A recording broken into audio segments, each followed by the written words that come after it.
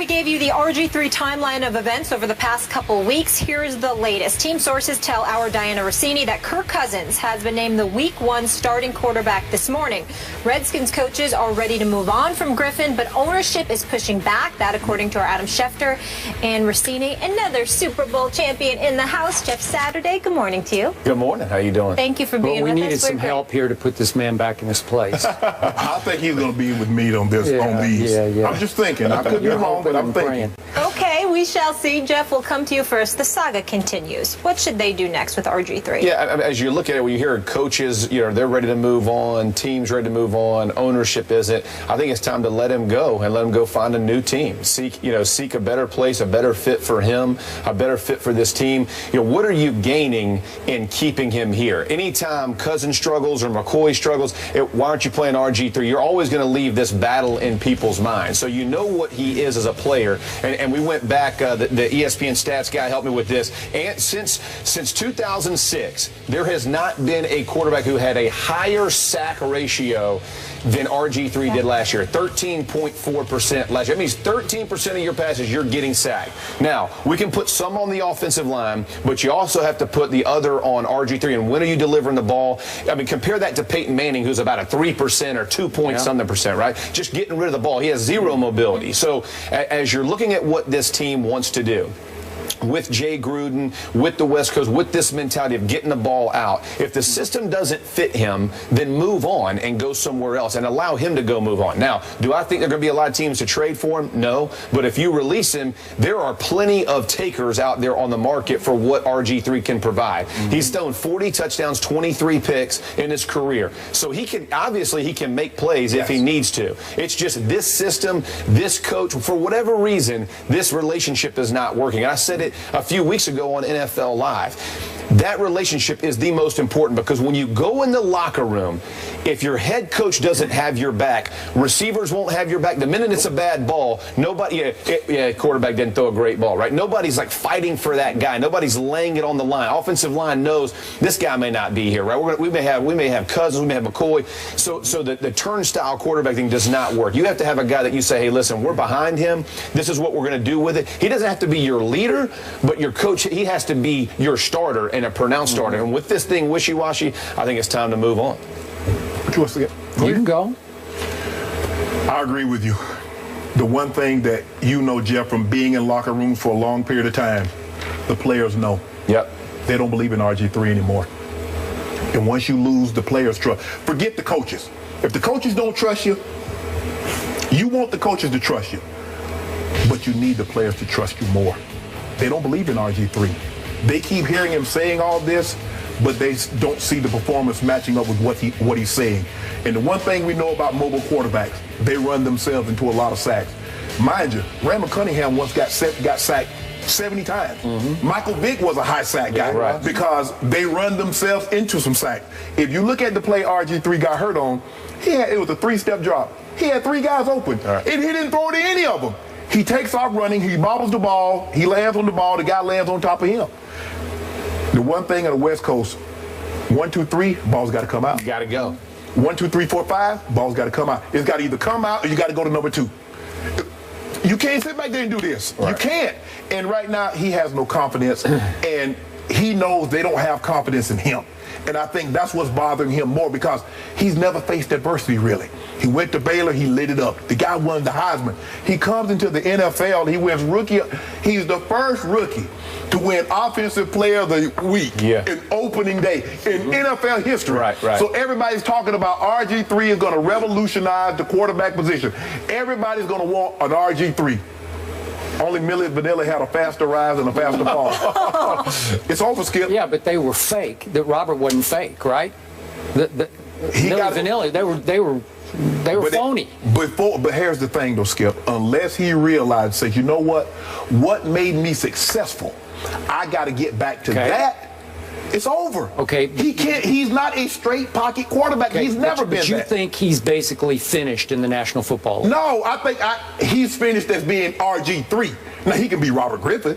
He can be a solid guy, but he'll never, ever be 2012. That's gone. Okay. I disagree. Quick thought. Oh, you think he can be that again? Yes, I do. Do you think he's finished in the National Football League? No, I do not. I think there are plenty of takers, and I think he can be. But even if somebody takes quarterback? him, yeah. Do you think he'll be 2012 ever again? No, I think he's going to have to learn to develop his position and understand whatever system he goes to. It's going to be very difficult to go to an NFL team and completely retool your offense for a particular player that may get injured, and then the guy behind him can't run the system. So you at some point there has to be some molding or meshing of systems here. Yeah, a compromise. So as he comes in, I do think he can be a very capable starter in the NFL as he works through it. But again, that means diagnosing, that means improving your accuracy, that means trusting in your offensive line and delivering the ball. And it doesn't have to be a big play. I think what happens to young quarterbacks with early success is they think about the big play every time. In the NFL, 6 yards is a great play. Yeah. Be happy with it. Right now, we're ahead of the chains. Now we can make first downs. Everybody talks about touchdowns, but there's a ton of management in this game that is required from the quarterback position. Okay. And slide. Just my men slide. Thank you very much. He still hasn't learned to do that, which just perplexes me because he's so athletic, but he can't slide. Anyway, bottom line from me, I am hoping the Washington Redskins are foolish enough to cut Robert Griffin III. He will go somewhere else and start over, and I told you earlier in the show, he's going to have to swallow all of his considerable pride and start from scratch elsewhere and re-win another job another way for somebody who does believe in him because they wanted him to come there. And he will come back and haunt this franchise, the Washington franchise. If Jay Gruden is still the head coach at that point, he will haunt Jay Gruden because this is coming down to, is Dan Snyder ultimately going to bet on this head coach or this quarterback? It's because Jay Gruden does not want RG3. That was clear last year. Absolutely. He doesn't want him there. That's right. And to me, it's an outrage because again, I love John, so this isn't a John thing. John's this guy, Jay's that guy. I'm talking about Jay Gruden. What has he proven? Has he proven nearly as much as a head coach as Robert proved in 2012 as an NFL starting quarterback? He hasn't proven a thing. But he's taken an inferior quarterback as far as talent. And Andy Dalton, they go to 3 straight playoffs. As the coordinator, yes, right? But Skip, RG3 can't even run his offense.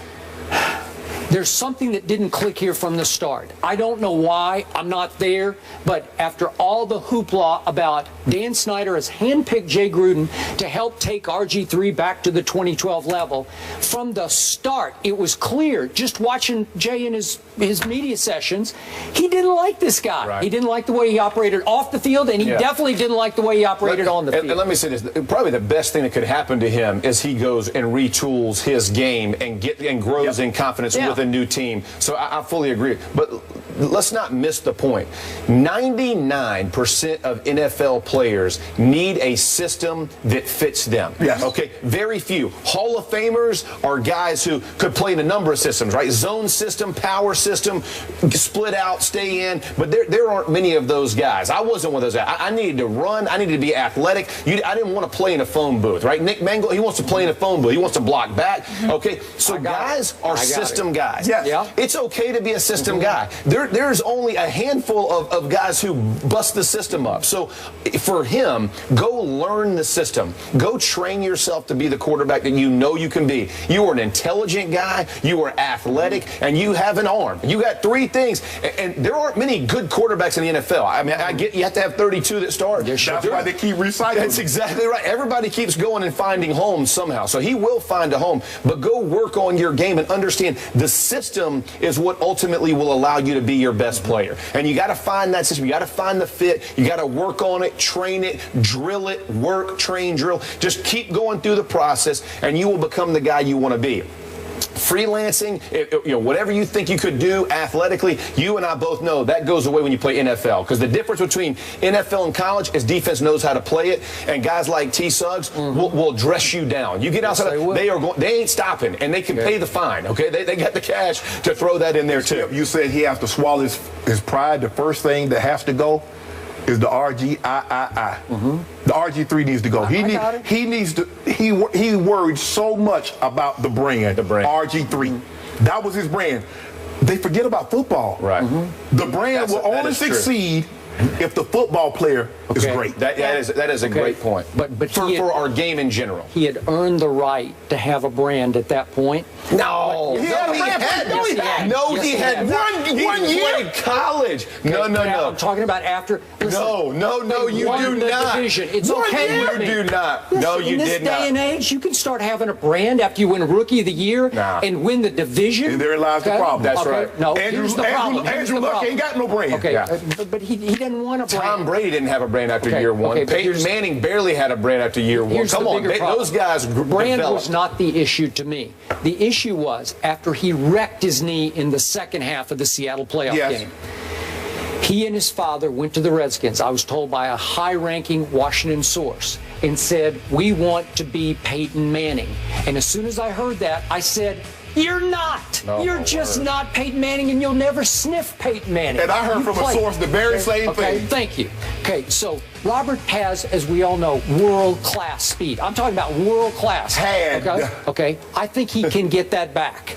But he's got to get his confidence back first. But my point is, under Shanahan, they mixed in just enough of the run stuff. A little bit of read option, a little bit of rollout, a little bit of quarterback draw. Just enough to keep the defense like this all day. You know, like, I don't know what he's going to do. Because when he takes off, as he did when he was a rookie, and I think he can get it back, 15 yards are gone like that. But what he couldn't learn to do was, the rule, it's rigged in your favor. All you have to do is, when they get there, you just go down. But the problem with that is, as you progress with the football, the ability to do that shrinks. As you get closer in the red zone and keep moving it down, the defense gets tighter. It's why red zone throws are so important, right? They have to be on the dime. They got to be thrown on time. They got to, because when you start running down there, again, safeties are tight, corners are, everybody can catch you now. It's not world class or not.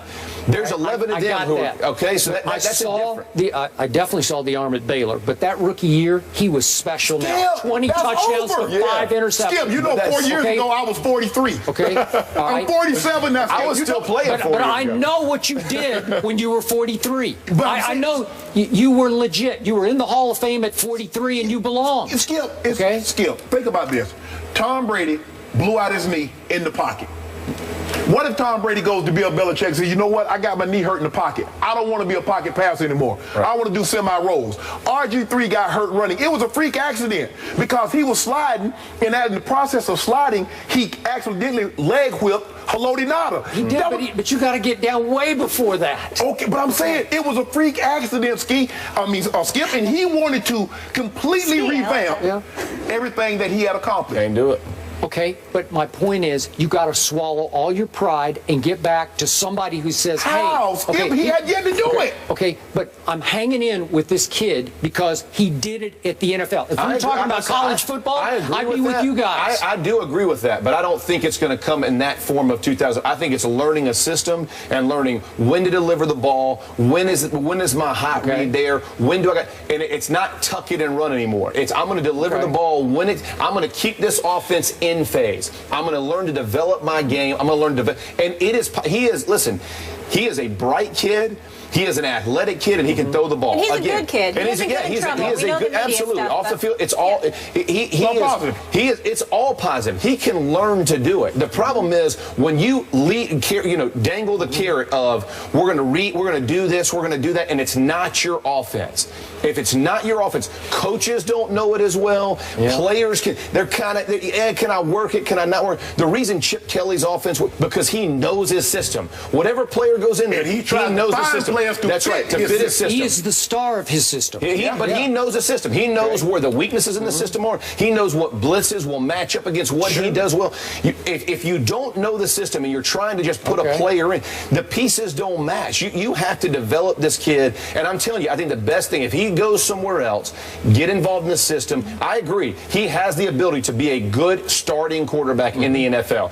Will he be Pro Bowl? Will he be all those things? I have no idea. But he has the ability to be a starter in the NFL. Got to win another locker room. Got to. That's true, too. You got to win another locker room. That is true. Because he lost this one. You win it on the football field. Absolutely. All right. You know what else I hope for? You guys alluded to earlier him having so many voices in his ear. I hope he gets the right voices. Maybe some right mentors that can direct him as well moving forward. Jeff, you're staying put for this one? All right. All right, good. Tommy B is back in front of the judge. Do we believe in him? We'll discuss that coming up.